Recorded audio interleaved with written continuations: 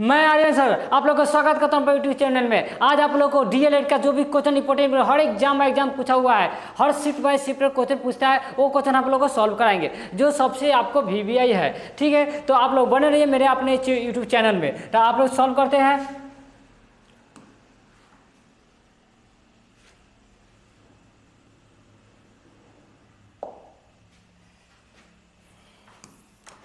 चलिए ये क्वेश्चन हम सॉल्व करते, यही क्वेश्चन है। देखिए कहता है पहला नंबर सबसे ये एग्जाम का सबसे ज़्यादा क्वेश्चन पूछा हुआ है। कहता है पी क्वेश्चन किस पाई, यहाँ से देखिए पाई किस प्रकार की संख्या है। तो पाई आप लोग को क्वेश्चन क्लास 10 का भी सबसे वीवीआई है और ये आप लोग को डीएलएड का भी सबसे वीवीआई है जो पूछा हुआ है, जो मैथ का प्रीवियस क्वेश्चन हम सॉल्व कराते हैं। पाई किस प्रकार की संख्या है, तो अपरमेय संख्या, ये आप लोग याद रखिए कि पाई किस प्रकार की संख्या अपरमेय संख्या है। लेकिन वही अगर 22/7 कह दिया जाए तो किस प्रकार की संख्या है, तो ये परमेय संख्या होगा। ये भी गौर कीजिएगा। चलिए आप लोग सॉल्व करते चलेंगे।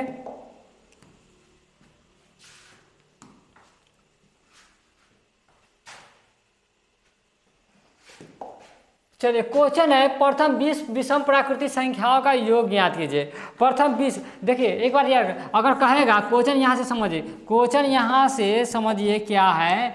कहेगा विषम प्राकृतिक संख्या का वर्ग जब भी कहे तो n² होगा।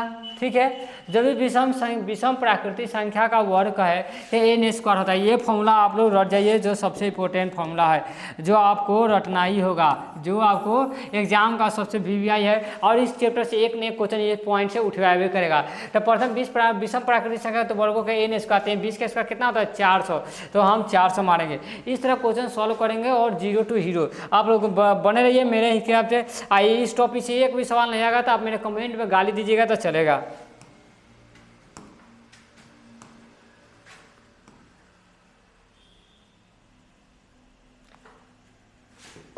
चलिए कहता है यहाँ कि 272 और 148 का महत्तम समवर्तक निकालिए। 272 और 148 का महत्तम समवर्तक निकालना है। जब भी एक बार दिखाइएगा महत्तम समवर्तक है, जब भी क्वेश्चन आएगा तो हम आप लोग को एक ऑप्शन से बताएंगे, सबसे बेस्ट ऑप्शन से ही बनाएंगे, सॉल्व करेंगे। देखिए महत्तम क्या होता है, एचसीएफ का फुल फॉर्म होता है हाईएस्ट कॉमन फैक्टर होता है, हाईएस्ट कॉमन फैक्टर होता है। तो अब हम इसमें से देखिए कौन ऐसा अंक है जो दोनों से दोनों का काटेगा। 1 से भी कटेगा, 2 से भी दोनों कटेगा, 3 से दोनों नहीं कटेगा। ये 3 से मतलब 3 का कटेगा, लोग सब अंक जोड़ के देखिए 7 2 9 9 2 11 नहीं कटेगा। यानी 3 का कटने का रूल होता है कि सारा डिजिट को जोड़िए और 3 के टेबल में आता है तो वह 3 से कटेगा, अगर नहीं आता तो वह 3 से नहीं कटेगा, सीधा बात। तो ये मतलब ये नहीं मारेंगे ऑप्शन। रह गया 4 से भी दोनों कटेगा। तो बताइए इसमें से हाईएस्ट, इसका मतलब हाईएस्ट कॉमन, तो में से सबसे बड़ा अंक कौन है 4 है, तो इसलिए 4 मारेंगे। इस तरह क्वेश्चन सॉल्व करेंगे, 4 मारेंगे इस तरह।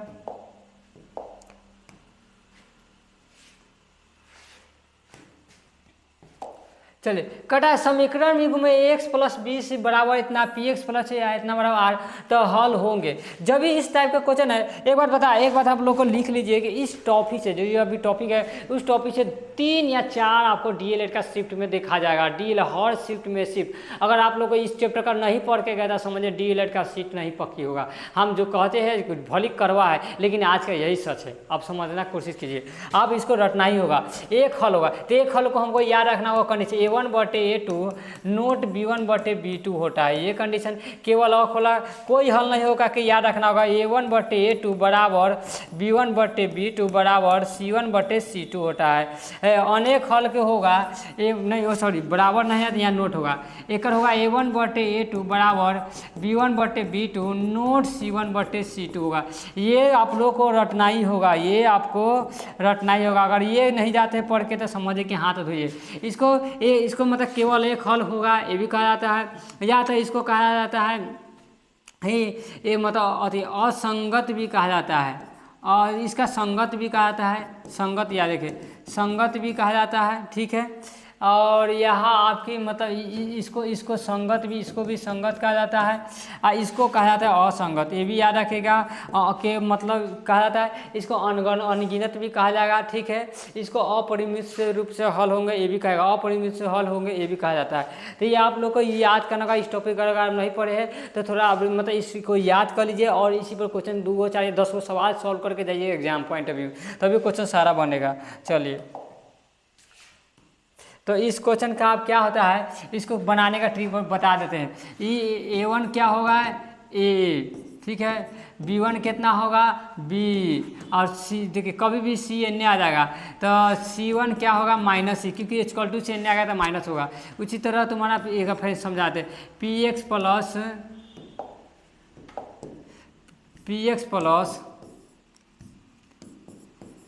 प्लस QY बराबर में R, तो ये तुम्हारा क्या होगा, A2 कितना होगा P, B2 कितना होगा Q, R कभी भी मतलब C2 कितना होगा, R एन आ जाएगा तो -R। आप बैठाइए A1/2, देखिए A1/P तो सीधे यार A/P बराबर कीजिए B/Q, B/Q देखिए E बराबर है, कभी ना बराबर है यार, ये क्या हुआ, ए वाला कंडीशन पर, ए वाला कंडीशन पर आप लोगों को बताए थे ना केवल एक हल होंगे, तो क्या होगा, इसका आंसर होगा केवल एक हल होगा।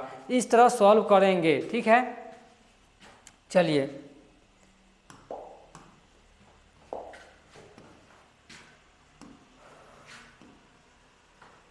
देखिए क्वेश्चन क्या है, इस तरह है, लिए गए x बराबर 1 है तो y बराबर 2 है तो a का मान कहते हैं। ये तो ईजी है, एक बार x का y का वैल्यू पुट कर दीजिए, आपको आंसर आ जाएगा, ठीक है। तो आप देखिए 4 गुने क्या होगा, x वैल्यू 1 प्लस 3 गुने 2 बराबर में a, तो 4 और प्लस 3 दूना 6 यानी कि बराबर में a, यानी 10 बराबर में a, यानी 10 बराबर a क्या है तो 10 आएगा आंसर। तो ये तो एकदम ईजी था। आप लोग ये मतलब देखिए, अगर आप लोग को DLED का सिक्योर निकालना है तो आप क्लास 10 का मैथ बना दीजिए फुल्ली तरह। आपको कंपटीशन का मैथ आवे ना आवे उससे कोई फर्क नहीं पड़ता है, लेकिन क्लास 10 का मैथ आपको 100% आना चाहिए। उससे ही क्वेश्चन 20 गो मैथ में से 15 गो क्वेश्चन क्लास 10 का ही रहेगा, 4-5 गो क्वेश्चन कंपटीशन से रहेगा, जो परसेंटेज प्रॉफिट एंड लॉस का रहेगा, बेसिक रहेगा। चलिए,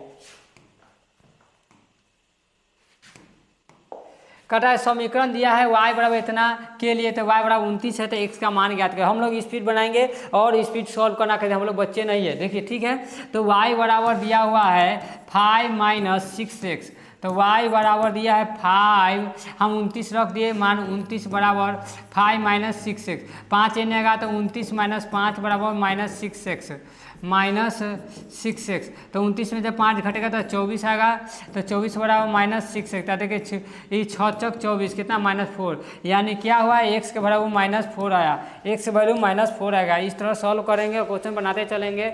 आप लोग 8 तारीख से आज से बने रहिए क्लास का, आपको और तैयारी 5-6 दिन में अच्छे नंबर लगा देंगे मैथ का, ये सिक्योर रहिए।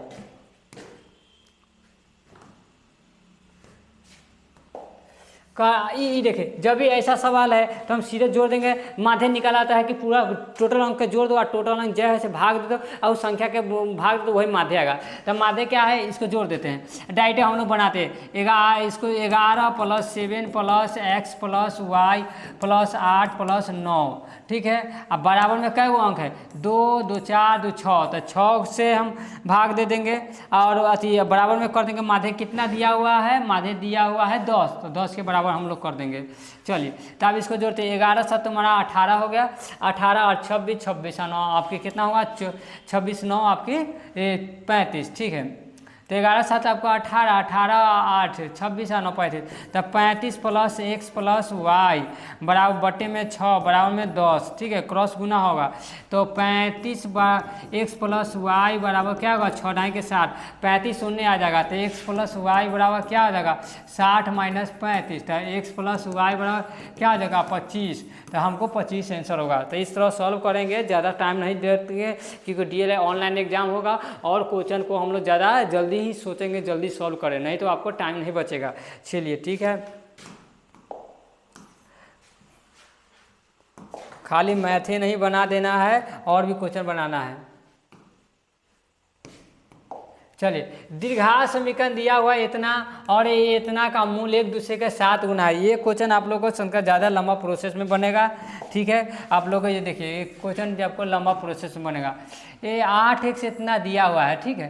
तो इसका क्या करना, 3x स्क्वायर ये है, इसको इधर कर लेते हैं, या तो ये अंक को डाल देते डायरेक्ट। देखो 3x square minus 8x minus 2k plus 1 बराबर में 0 होगा, ये आपको आएगा अंक, ठीक है। अब देखिए यहाँ से क्या कहता है, मूल क्या होता है, और आप लोग पढ़ेंगे अल्फा प्लस बीटा, आप लोग पढ़ेंगे alpha plus beta minus B by A alpha into beta C by A, ये वाला फॉर्मूला पर बनेगा। अब देखिए ए बराबर कितना होगा 3, बी बराबर कितना होगा -8, सी बराबर कितना होगा -2k प्लस 1, ये चीज़ें आप लोग सिक्योर है, ठीक है। अब देखिए मूल क्या होता है, अल्फा प्लस बीटा, मूल होता है एगो के नाम एगो मूल दूसरे मूल के साथ गुना है, ठीक है। तो अल्फा और बीटा, अगर मान लो एगो मूल ए है तो दूसरे का 7a होगा, क्योंकि एक का ना एक मूल दूसरे मूल के साथ गुना का मतलब होता है एक मूल अगर ए है तो दूसरे के मूल 7a होगा। चलिए तो आप लोग का इसको हम सॉल्व करते हैं, इसको सॉल्व करते हैं। अब यहाँ से क्या करेंगे हम लोग, अल्फा प्लस ये फॉर्मूला लगाएं, अल्फा प्लस बीटा, तो अल्फा का वैल्यू क्या है a प्लस बीटा का वैल्यू क्या है 7a बराबर में क्या -b/, तो -8 है, -8 अब बटे ए कितना है 3, तो ए बटे 3 डालिए, ए बटे 3 डालिए, 7a और ये क्या हो जाएगा 8a बराबर में प्लस इंटू 8/3, तो 8 से 8 कट गया, यानी कि ए वैल्यू 1/3 आया, एक वैल्यू क्या आएगा 1/3। तो अब हमको क्या करेंगे, एक वैल्यू 1/3 आया। अब हम लोग क्या करेंगे, मतलब निकालना है क्या, 7 गुना है तो 7 तो मूल ज्ञात कीजिए, मूल में आप मूल ज्ञात करना है। चलिए इस चीज़ को नोट करेंगे। चलो उसके बाद एक मूल a/3 है, ध्यान है। अब ई फॉर्मूला बनाएंगे, हमको के का मान निकालना है, ई फॉर्मूला पर लगाएंगे, ठीक है। तो ई फॉर्मूला क्या है, अल्फा इंटू बीटा, एगो ए है तो एगो 7a है, अब बराबर में c/a, सी क्या है minus into -2k plus 1/a, एक वैल्यू है 3, यहाँ से डाल देंगे। चलिए अब यहाँ 7a स्क्वायर हो जाएगा तो 1/3 के होल स्क्वायर हो जाएगा बराबर में। चलिए अब इसको हम मिटाते हैं, 7/3 यानी 7 गुने 1/9 अब बराबर में माइनस और 2k, तो 2k आप प्लस आप देखिए 1/3, तो 3 से इसको काट सकते हैं, 3 तिया 9, तो 7/3 हो जाएगा, -2k और -1 एने आ जाएगा, 7/3 और प्लस 1 बराबर में -2k, ठीक है।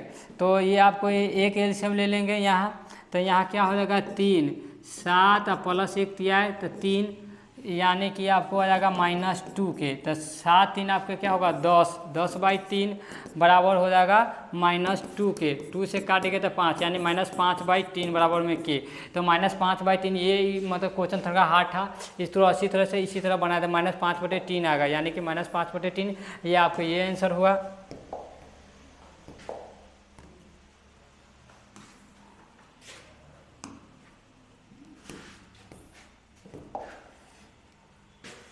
चलिए ये 2x प्लस 3y बराबर 13 दिया है, 4x माइनस 5y बराबर इतना दिया है, तो x y को मान कर ये आपको मतलब मूलों का द्विघात समीकरण मतलब आपको विलोपन विधि पढ़े होंगे या प्रतिस्थापन विधि से सॉल्व करेंगे।